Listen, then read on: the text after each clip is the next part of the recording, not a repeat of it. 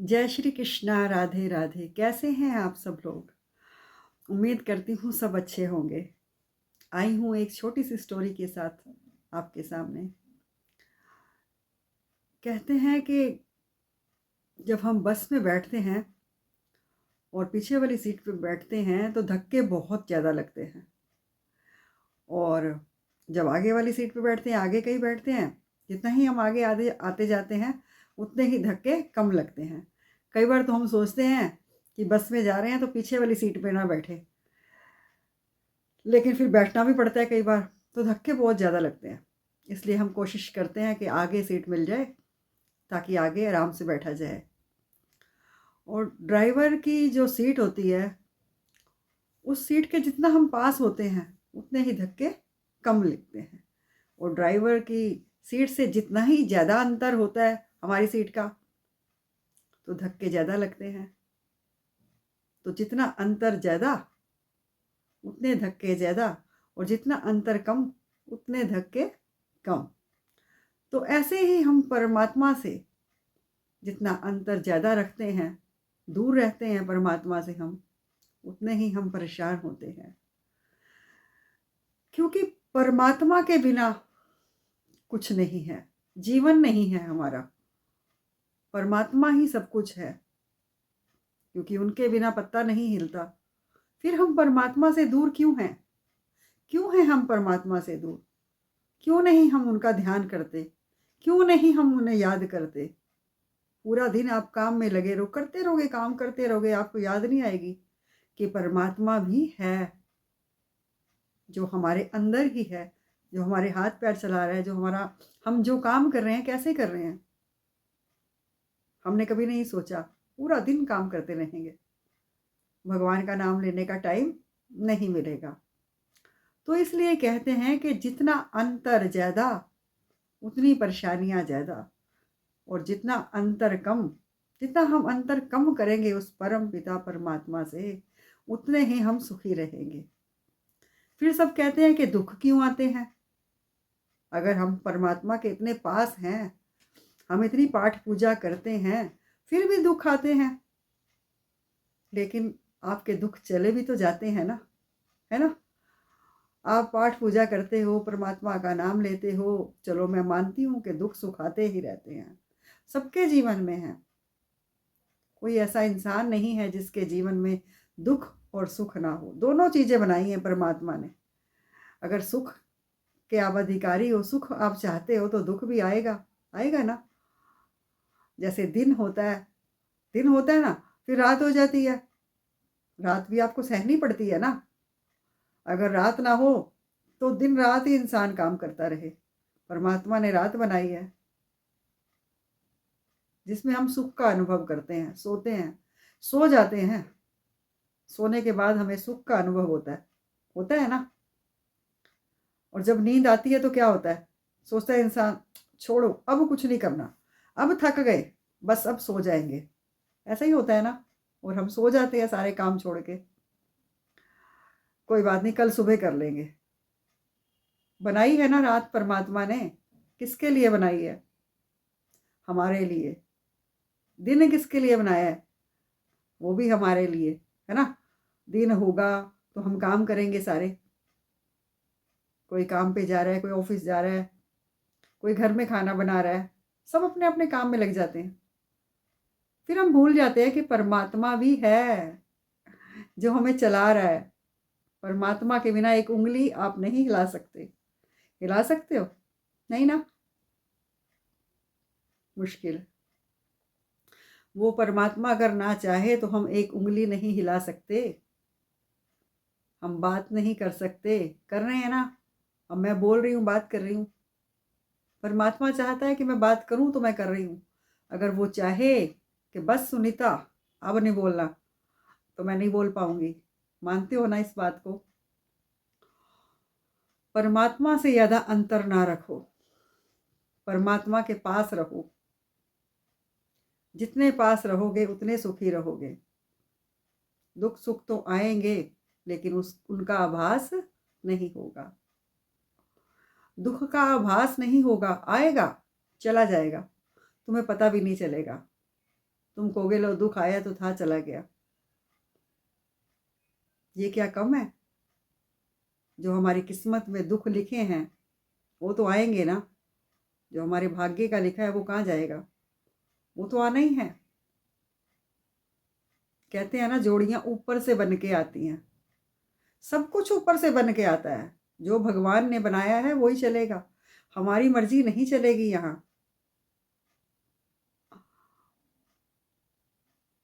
कहते हैं ना, डोर तेरे हाथ साडी परमात्मा, चलाई जा चलाई जा चलाई जा। डोर तो उसके हाथ में है, जैसे वो चलाते हैं वैसे ही हम चलते हैं। हंसाते हैं तो हम हंसते हैं, रोते हैं अगर वो रुलाते हैं तो रोते हैं। और वो क्यों रुलाएंगे? परमात्मा सबका। जैसे एक माता पिता अपने बच्चे को रुलाना नहीं चाहते ना, वैसे परमात्मा भी अपने, हम सब बच्चे हैं उनके, वो क्यों रुलाना चाहेंगे हमें? लेकिन वो हमारे कर्म है,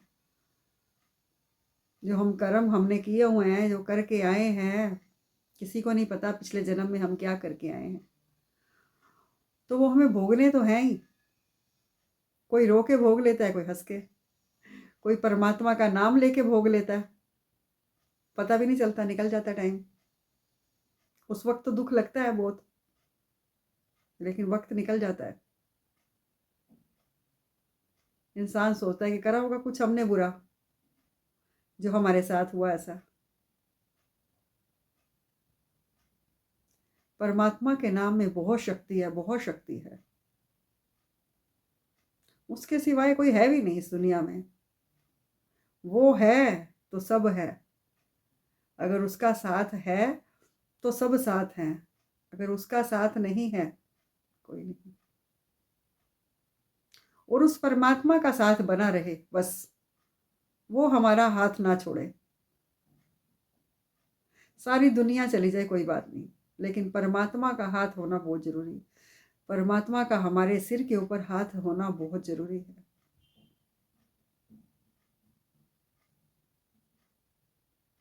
कहते हैं ना, दुनिया ये रूठ जाए तो कुछ गम नहीं है, वो सांवरे सलोने कहीं तुम रूठ न जाना। कि सारी दुनिया ये रूठ जाए तो कोई बात नहीं, लेकिन हे प्रभु तुम कभी ना रूठना हमसे। हे मेरे कृष्णा, तुम ना रूठना। और वो रूठता भी नहीं है, क्यों रूठेगा? माँ बाप कभी रूठते हैं अपने बच्चों से? नहीं ना। कुछ भी हो जाए, माँ बाप नहीं रूठते अपने बच्चों से। हो सकता है थोड़ी देर के लिए नाराज हो जाएं, कुछ गलत लगे तो,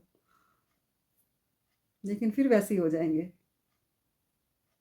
ऐसे ही परमात्मा कुछ कुछ टाइम के लिए रूठ सकता है हमसे, नाराज हो सकता है अगर हम कुछ गलत करें, लेकिन हमें छोड़ नहीं सकता वो।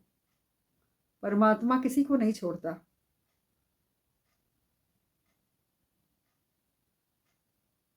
इसलिए भगवान से जितना अंतर कम रखोगे उतना अच्छा।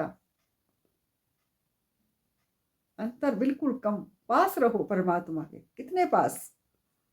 हमेशा हर पल उन्हें याद करो, प्रेम करो। सबसे पहले कौन है हमारी जिंदगी में? जिसने हमें यहाँ भेजा है। बाकी सारे रिश्ते बाद में हैं। सबसे पहला रिश्ता हमारा परमात्मा से है, जिसने हमें भेजा है यहाँ। फिर आने के बाद, यहाँ आने के बाद बने रिश्ते सारे, माता पिता, भाई बहन, बहुत सारे रिश्ते बनते हैं। लेकिन पहला जो रिश्ता है वो किससे है हमारा? सिर्फ परम पिता परमात्मा से। सबसे पहला रिश्ता, उसके बाद सारे। ये हमें हमेशा याद रखना चाहिए, लेकिन हम नहीं याद रखते। हमें याद रहता है तो कौन? माँ बाप, भाई बहन, बच्चे, यही होता है ना। कभी हमने ये कहा है कि हमने आज भोग नहीं लगाया भगवान को? भूल गए तो भूल गए, कोई बात नहीं, लेकिन अपने बच्चे को खिलाना भूलते हो? नहीं। अरे तूने अभी तक रोटी नहीं खाई, रोटी खा ले, रोटी खा ले। कैसे माएँ पीछे पीछे घूमती हैं बच्चों के। छोटे बच्चों को तो बिल्कुल ही खिलाना पड़ता है, तो खाते ही नहीं अपने आप, है ना। ऐसे ही भगवान को भी ना भूलो। जैसे हम अपने बच्चों को नहीं भूलते ना, ऐसे ही भगवान को भी नहीं भूलना चाहिए। क्यों भूले भगवान को, जिसने हमें भेजा है इस दुनिया में, उसी को भूल जाते हैं हम। क्यों भूलते हैं हम भगवान को। कई कई तो कहते हैं भगवान है ही नहीं। बताओ, ऐसे ऐसे लोग मिलते हैं। किसने देखा है भगवान को, ऐसा बोलते हैं लोग। तो फिर तुम हो कैसे, तुम आए कैसे दुनिया में अगर भगवान नहीं है तो। तुम्हारे माँ बाप कहाँ से आए, सारे रिश्ते कहाँ से आए, सारी दुनिया कहाँ से आई। कोई तो है जिसने भेजा है पूरी दुनिया को। इतनी बड़ी दुनिया बन गई है, देखो।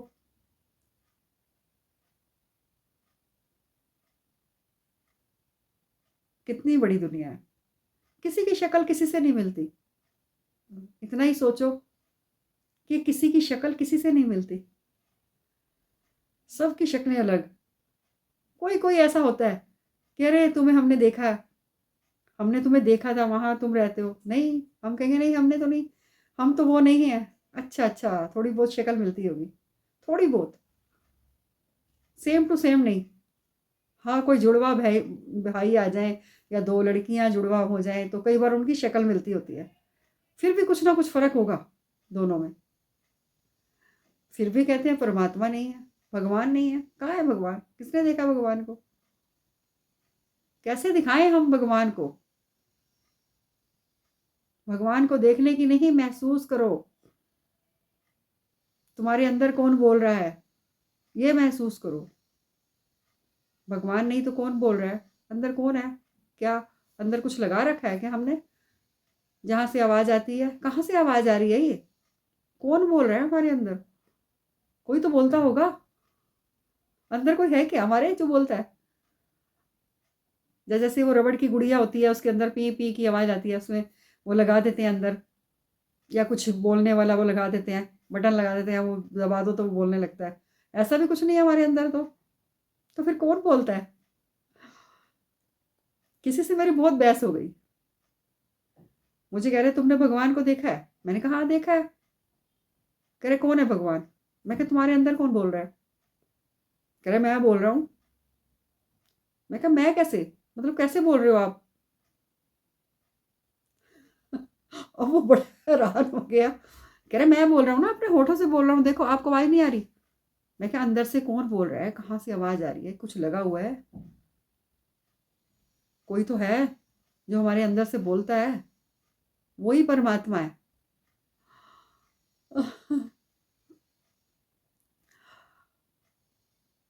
परमात्मा को महसूस करो।